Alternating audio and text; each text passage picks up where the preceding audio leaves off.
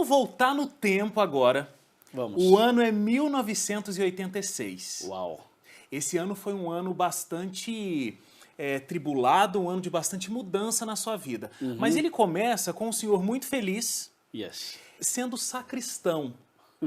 Eu não consigo imaginar muito bem essa imagem, mas ela aconteceu. O senhor era sacristão da Igreja Católica. E aí, nesse ano, o senhor entrou em contato com a Bíblia do padre. Os membros ali da igreja não tinham muito contato com a Bíblia na mão. E o senhor pegou a Bíblia do padre e estava dando uma olhada e abriu lá em Êxodo 20.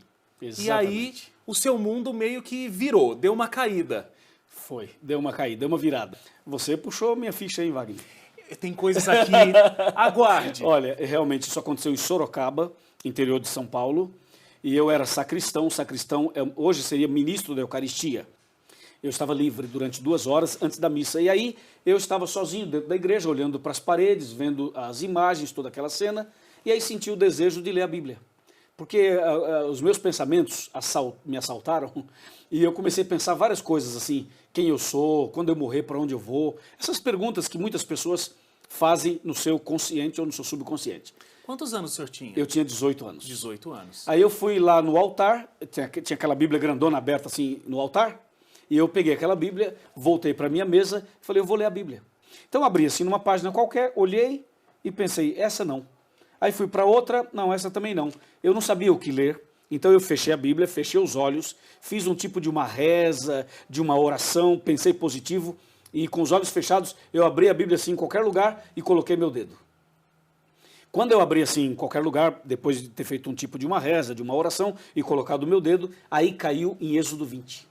Aí você imagina o impacto que deu em mim, né? Porque eu comecei a ler aquilo ali e parecia que alguém estava sentado na minha frente conversando comigo, como estamos aqui. E aí eu fui lendo os textos e logo no versículo 3, 4, 5 e 6 já foi uma bomba, porque dizia assim, não farás para ti imagens e esculturas. Quando eu li aquilo, meus olhos arregalaram assim e eu olhei para as paredes, né? Tinham várias imagens, e eu lendo a Bíblia oficial da igreja, e eu, um dos líderes da igreja, lendo não farás imagens. Aquilo foi um choque. Na sequência dizia assim, e não te encurvarás diante delas. Aí foi um nocaute.